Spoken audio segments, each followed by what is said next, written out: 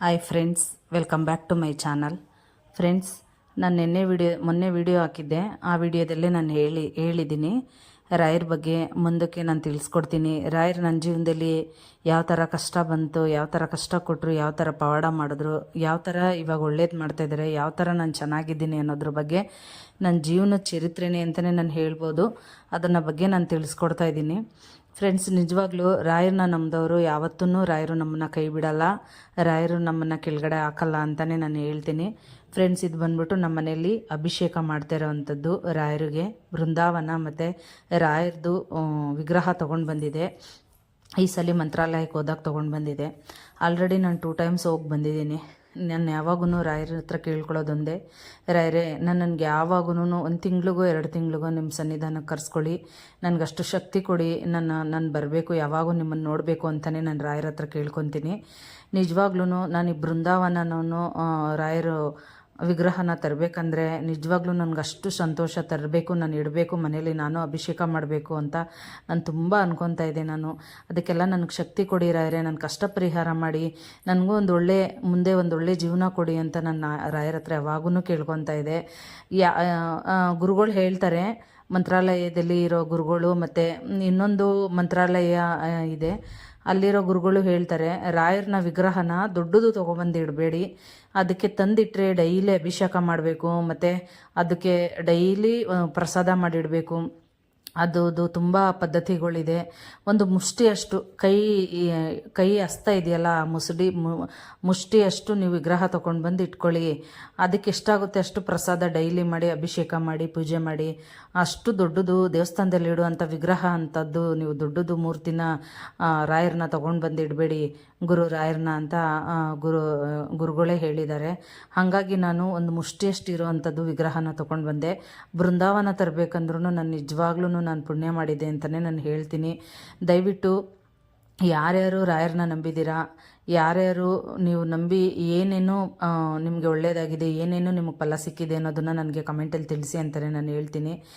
ನಾನು ಅಭಿಷೇಕ ಮಾಡ್ತಾ ಇರೋವಂಥದ್ದು ರಾಯರು ಪವಾಡ ಅಂದರೆ ಅಪಾರ ಅಂತಲೇ ಹೇಳ್ಬೋದು. ರಾಯರು ನಮ್ಮ ತಕ್ಷಣ ನಮಗೆ ಎಲ್ಲನೂ ಕೊಟ್ಬಿಡ್ತಾರೆ, ಎಲ್ಲನೂ ನಾವು ಕೇಳ್ಕೊಂಡಿದ್ದೆಲ್ಲ ಅನುಗ್ರಹ ಮಾಡಿಬಿಡ್ತಾರೆ ಅಂತ ಯಾವತ್ತೂ ತಿಳ್ಕೊಳಕ್ಕೆ ಹೋಗಬೇಡಿ.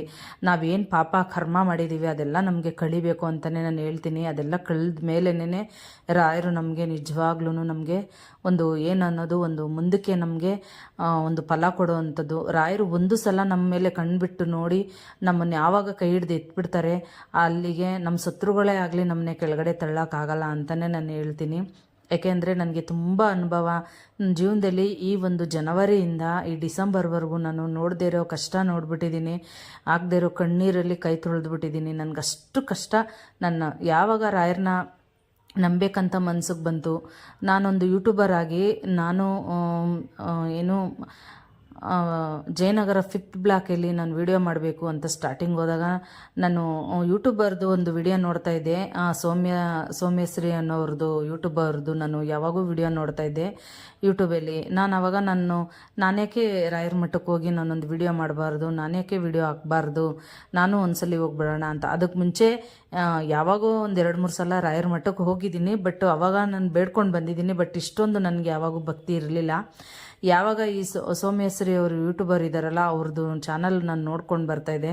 ನಾನು ಒಂದ್ಸಲಿ ರಾಘವೇಂದ್ರ ಸ್ವಾಮಿ ಮಠಕ್ಕೆ ಹೋಗಬೇಕು 5th ಬ್ಲಾಕಲ್ಲಿ, ನಮ್ಗೆ ಹತ್ರ ಆಗ್ತಾಯಿತ್ತು. ನಾವು ಆವಾಗ ಫಸ್ಟ್ ಅಲ್ಲಿದ್ವಿ, ಹತ್ರ ಆಗ್ತಾಯಿತ್ತು. ಅಲ್ಲಿಂದ ಹೋಗಬೇಕು ಅಂದ್ಬಿಟ್ಟು ನಾನು ಹೋದಾಗ ನಾನು ಹೋಗಿ ಅಲ್ಲಿಂದ ಒಂದು ಚಿಕ್ಕದು ಫೋಟೋ ತೊಗೊಂಡು ಬಂದೆ. ನಾನು ಅವತ್ತು ವಿಡಿಯೋ ಮಾಡಿಕೊಂಡು ಚಿಕ್ಕದು ಫೋಟೋ ತೊಗೊಂಡು ಬಂದೆ ಫ್ರೆಂಡ್ಸ್. ನಾನು ತಂದುಬಿಟ್ಟು ಅದನ್ನು ಇಟ್ಬಿಟ್ಟು ಮನೇಲಿ ನಾನು ಪೂಜೆ ಮಾಡೋಕ್ಕೆ ಸ್ಟಾರ್ಟ್ ಮಾಡಿದೆ.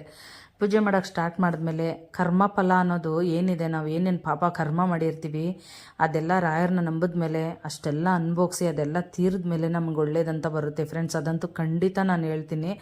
ನಿಜವಾಗ್ಲೂ ಆ ಕರ್ಮಫಲ, ಆ ಕಷ್ಟ ಎಲ್ಲ ನಾನು ಈ 9 ತಿಂಗಳಲ್ಲಿ ನಾನು ತುಂಬಾ ನೋಡ್ಬಿಟ್ಟೆ, ನಾನು ತುಂಬ ಅನುಭವಿಸ್ಕೊಂಡು ಬಂದ್ಬಿಟ್ಟೆ ಅಂತಲೇ ನಾನು ಹೇಳ್ತೀನಿ ಫ್ರೆಂಡ್ಸ್. ನಿಜವಾಗ್ಲೂ ತಂದೆ ಒಂದು ಚಿಕ್ಕ ರಾಯರ ಫೋಟೋ ತೊಗೊಂಡು ಬಂದೆ, ಆ ಕೃಷ್ಣನ ಹಿಡ್ಕೊಂಡಿರೋ ಅಂಥ ಫೋಟೋ ತೊಗೊಂಬಂದೆ, ಪೂಜೆ ಮಾಡೋಕ್ಕೆ ಸ್ಟಾರ್ಟ್ ಮಾಡಿದ್ಮೇಲೆ ಅವಾಗಿಂದ ನನ್ನ ಲೈಫಲ್ಲಿ ತುಂಬ ಟರ್ನಿಂಗ್ ಆಯಿತು. ತುಂಬ ಅಂದರೆ ತುಂಬ ಕಷ್ಟ ಕಷ್ಟ ಕಷ್ಟ ಕಷ್ಟ ಕಷ್ಟ. ನಮ್ಮ ಮನೆಯವ್ರಿಗೆ ಹೆಲ್ತ್ ಪ್ರಾಬ್ಲಮ್ ಆಯಿತು.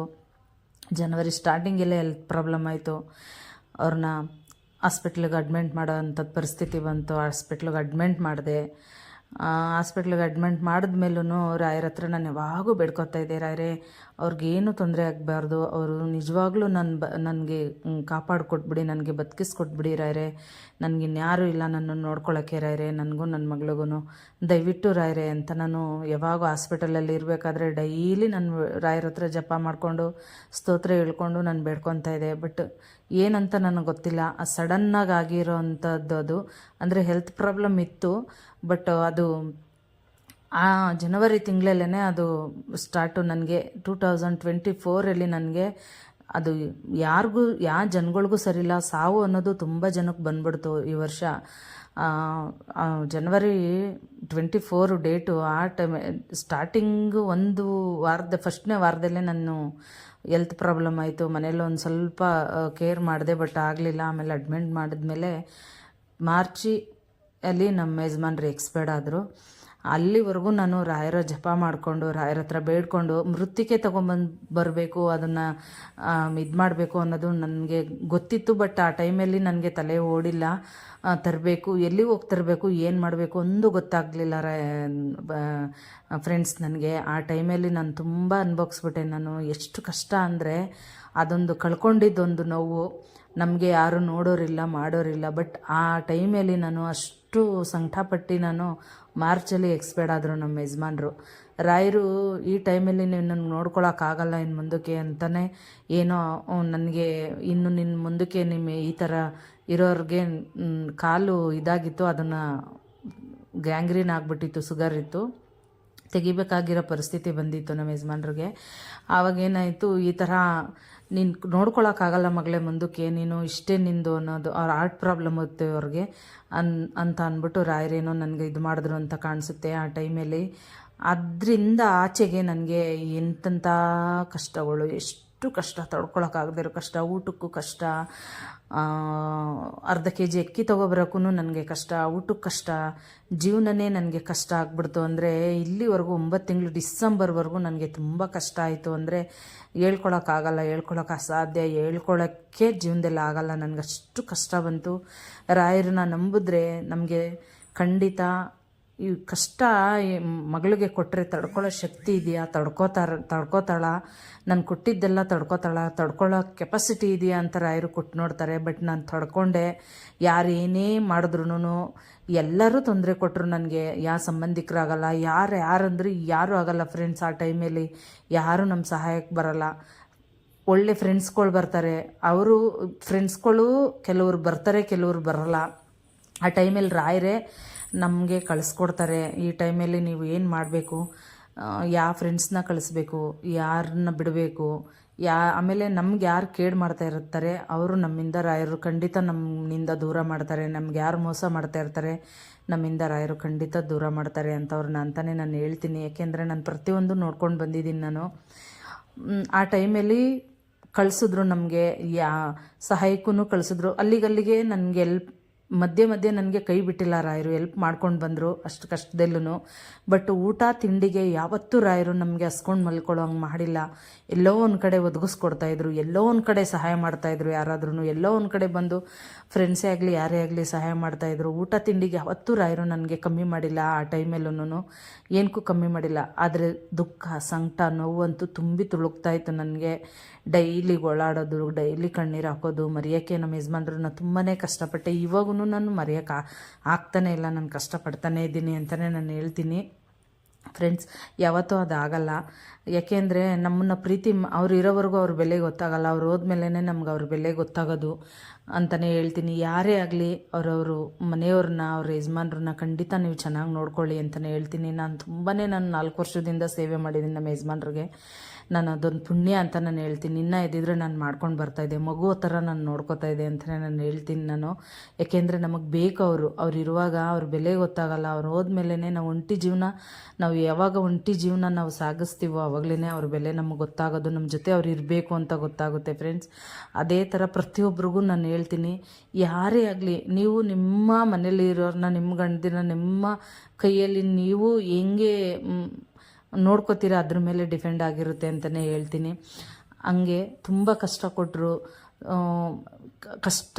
ಇವಾಗ ಒಂದು ಶಿಲೆನ ಎಷ್ಟು ಕೆತ್ತುತ್ತಾರೆ ನೋಡಿ, ಪೆಟ್ಟು ಕೊಟ್ಟು ಆಮೇಲೆ ಒಂದು ಶಿಲೆ ಆಗುತ್ತೆ ನೋಡಿ. ಆ ಥರ ನನಗೆ ಈ ಮಗಳು ಕಷ್ಟ ನಾನು ಏನು ಕೊಟ್ಟರು ತಡ್ಕೊಳ್ಳೋ ಶಕ್ತಿ ಇದೆಯಾ ಅಂತ ಅನ್ನೋ ಅಷ್ಟು ಕೊಟ್ಟರು ನನಗೆ.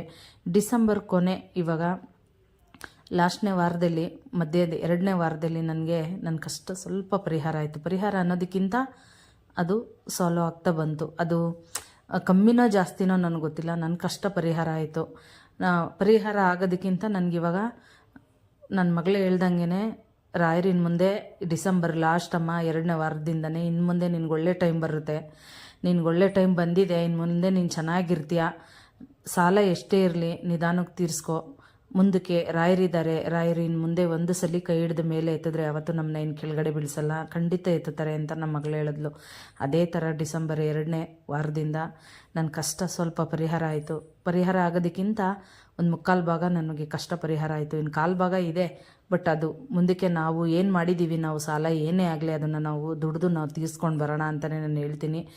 ದಯವಿಟ್ಟು ನನ್ನ ಚಾನಲ್ಗೆ ನಮಗೂ ಪ್ರೋತ್ಸಾಹ ಕೊಡಿ, ರಾಯರ ದಯೆಯಿಂದ ಪ್ರೋತ್ಸಾಹ ಕೊಟ್ಟು ನಮ್ಮ ಕಷ್ಟಕ್ಕೂ ಭಾಗಿಯಾಗಿ ನಮ್ಮ ಕಷ್ಟನೂ ಪರಿಹಾರ ಆಗುವಂಗೆ ನೋಡ್ಕೊಳ್ಳಿ ನೀವು ಫ್ರೆಂಡ್ಸ್ ಅಂತಲೇ ನಾನು ಕೇಳ್ಕೊತೀನಿ.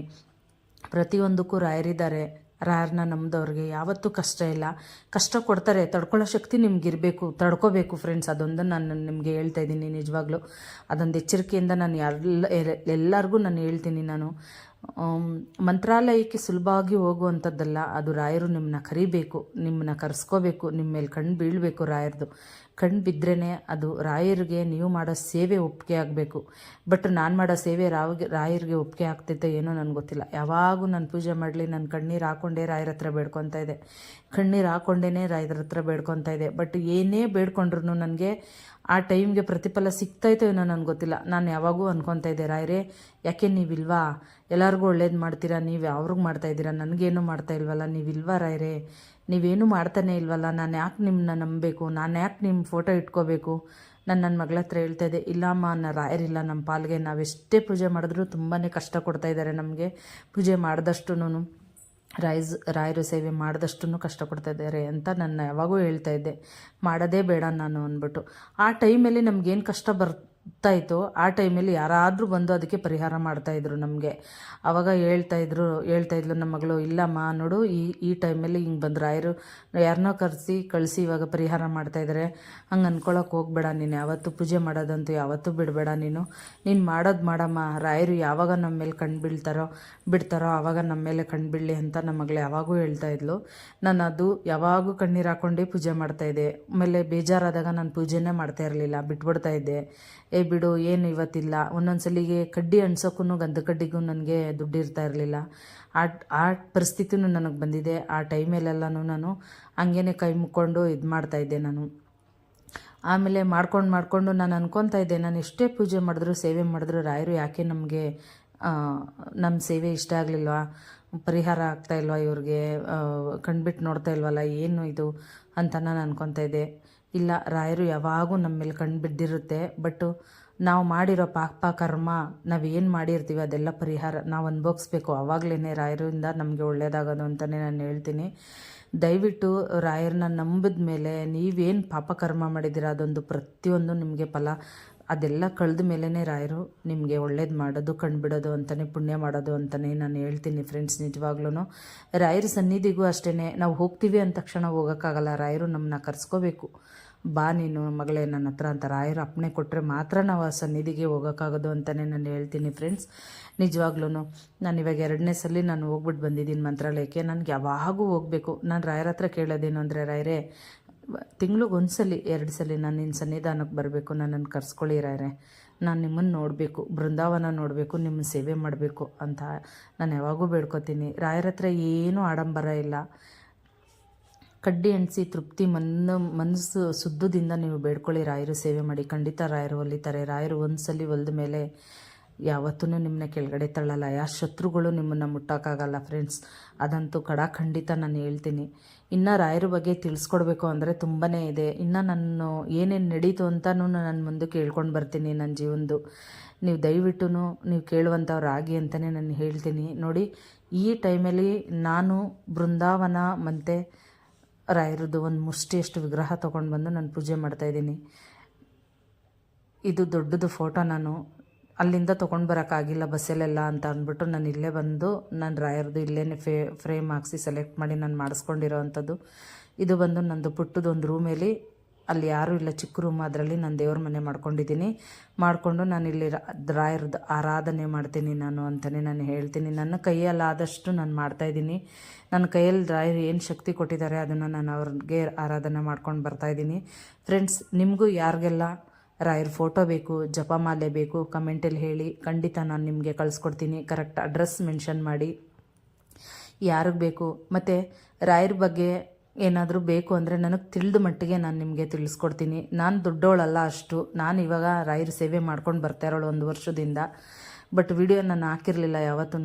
ಯೂಟ್ಯೂಬರ್ ಆಗಿ ನಾನು ವಿಡಿಯೋ ಹಾಕಿರಲಿಲ್ಲ. ಎಲ್ಲ ದೇವಸ್ಥಾನದ ಯಾವ್ಯಾವ ದೇವಸ್ಥಾನದ ಯೂಟ್ಯೂಬೇ ನಾನು ಮಾಡ್ತಾ ಇರೋದು. ಇನ್ನು ಮುಂದೆ ವ್ಲಾಗ್ಗಳು ಬರುತ್ತೆ. ನಿಮಗೆ ಯಾವ ಥರ ನಿಮಗೆ ವ್ಲಾಗ್ ಬೇಕು ಮತ್ತು ಯಾವುದು ರಾಯರದ್ದು ಯಾವ ಥರ ಸೇವೆ ಬೇಕು ಅದನ್ನು ನೀವು ಕಮೆಂಟಲ್ಲಿ ಹೇಳಿ. ಖಂಡಿತ ನನ್ನ ಕೈಯಲ್ಲಾದಷ್ಟು ನನಗೆ ಗೊತ್ತಿರೋ ಅಷ್ಟು ನಾನು ತಿಳಿಸ್ಕೊಡೋಕ್ಕೆ ನಾನು ಇಷ್ಟಪಡ್ತೀನಿ ಅಂತಲೇ ನಾನು ಹೇಳ್ತೀನಿ. ಫ್ರೆಂಡ್ಸ್, ಇದು ನಮ್ಮ ಮನೆ. ಮಂತ್ರಾಲಯಕ್ಕೆ ಹೋಗಿ ಬಂದಿದ್ದ ಮಾರನೇ ದಿನ ನಾನು ಬೃಂದಾವನ ಮತ್ತು ವಿಗ್ರಹಕ್ಕೆ ನಾನು ಪಂಚಾಮೃತ ಅಭಿಷೇಕ ಮಾಡಿ ಪೂಜೆ ಮಾಡಿರೋ ಅಂಥ ವಿಡಿಯೋ ನೀವು ನೋಡ್ತಾ ಇರ್ಬೋದು. ಬಟ್ ಇನ್ನೊಂದು ಏನು ಹೇಳ್ತೀನಿ ಅಂದರೆ, ಎಲ್ಲರೂ ಪೂಜೆ ಮಾಡಿದಾಗ ಹೂವು ಕೇಳ್ತಾರೆ. ಅವ್ರಿಗೆ ಹೂವು ಕೇಳ್ತಾಯಿದ್ದೀವಿ, ಇವ್ರಿಗೆ ಹೂವು ಕೇಳ್ತಾಯಿದ್ದೀವಿ. ದಯವಿಟ್ಟು ನಾನು ಯಾರಿಗೂ ಹೂವು ಕೇಳಲ್ಲ, ನಾನು ಯಾರಿಗೂ ಇದು ಮಾಡಲ್ಲ. ಏಕೆಂದರೆ ಪ್ರತಿಯೊಂದೂ ನಾನು ಅಲ್ಲಿ ಗಟ್ಟಿಯಾಗಿ ನಾನು ಹೂವು ಇಟ್ಟಿರ್ತೀನಿ. ಲೂಸಾಗೂ ನಾನು ಇಟ್ಟಿರಲ್ಲ. ಮುಡಿಸುವಾಗ ಗಟ್ಟಿಯಾಗಿಯೇ ನಾನು ಇಟ್ಟಿರ್ತೀನಿ. ಆ ಗಟ್ಟಿಯಾಗಿ ಇಟ್ಟಿರೋದು ರಾಯರು ಅದರಿಂದ ಕೊಟ್ಟರೆ ರಾಯರು ನನಗೆ ಫಲ ಕೊಟ್ಟರು ಅಂತ ನಾನು ಸ್ವೀಕಾರ ಮಾಡ್ತೀನಿ. ರಾಯರು ಕೊಟ್ಟಿಲ್ವಾ ಪರವಾಗಿಲ್ಲ ಅಂತ ನಾನು ಇರ್ತೀನಿ. ನಾನು ಆ ಥರ ರಾಯರು ಕೊಟ್ಟಾಗ ನನಗೆ ನನ್ನ ಪೂಜೆ ಅವ್ರಿಗೆ ಒಪ್ಪಿಗೆ ಆಗಿದೆ, ನಮ್ಮದು ಇದು ಒಪ್ಪಿಗೆ ಆಗಿದೆ ಅಂತ ನಾನು ತಿಳ್ಕೊತೀನಿ. ಫ್ರೆಂಡ್ಸ್, ಅಷ್ಟೇನೆ. ಹಾಲೆಲ್ಲಿ ಒಂದು ಫೋಟೋ ಇಟ್ಟಿದ್ದೀನಿ ಆಲ್ರೆಡಿ. ಇವಾಗ ನೋಡಿದ್ರಿ, ಹಾಲೆಲ್ಲೂ ಒಂದು ಇಟ್ಕೊಂಡಿದ್ದೀನಿ ನಾನು. ಆ ರೂಮಲ್ಲಿ, ದೇವ್ರ ರೂಮಲ್ಲೂ ಒಂದು ಇಟ್ಕೊಂಡಿದ್ದೀನಿ. ರಾಯರದ್ದು ಎಷ್ಟು ಇಟ್ಕೊಂಡಿದ್ರು ನನಗೆ ಸಮಾಧಾನ ಆಗಲ್ಲ. ನನಗೆ ಬೇಕು ಅನಿಸುತ್ತೆ ರಾಯರ ಪೂಜೆ. ನಾನು ರಾಯರ ಹತ್ರ ಕೇಳ್ಕೊಳ್ಳೋದಂದೆ, ರಾಯರೇ ರಾಗಪ್ಪ, ರಾಯರೇ ಪರಿಮಳಾಚಾರ್ಯರೇ, ನನಗೆ ನಿಮ್ಮ ಸಾಯೋವರೆಗೂ ನಿಮ್ಮ ಪಾದ ಧೂಳಾಗಿರ್ತೀನಿ ರಾಯರೇ. ನಿಮ್ಮ ಸಾಯೋವರೆಗೂ ನಿಮ್ಮ ಸೇವೆ ಮಾಡ್ತೀನಿ ರಾಯರೇ.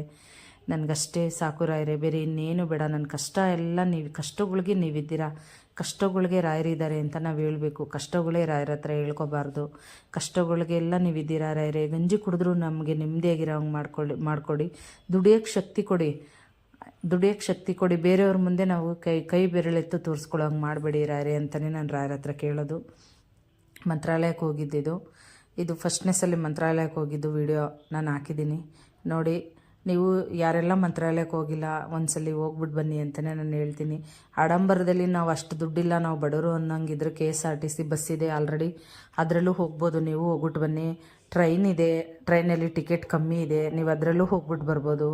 ನೋಡಿ ಎಷ್ಟು ಭಕ್ತರು ಅಂದರೆ, ಈ ಸಲ ಹೋಗಿದ್ದಾಗ ನಾನು ಅಮಾವಾಸ್ಯೆ ಏಕಾದಶಿಲಿ ಹೋಗಿದ್ದೆ. ನಾನು ಅಮಾವಾಸ್ಯೆ ಅಲ್ಲ, ಏಕಾದಶಿಲಿ ಹೋಗಿದ್ದೆ. ಗುರುವಾರ ನಾನು ಬುಧವಾರ ನೈಟ್ ಹೋಗಿದ್ದು. ಬುಧವಾರ ನೈಟ್ ಹೋಗಿ ನಾನು ಗುರುವಾರ ಏಕಾದಶಿ ದಿನ ನಾನು ರಾಯರ ಸೇವೆ ಮಾಡ್ಕೊಂಡು ಬಂದಿದ್ದೀನಿ ನಾನು.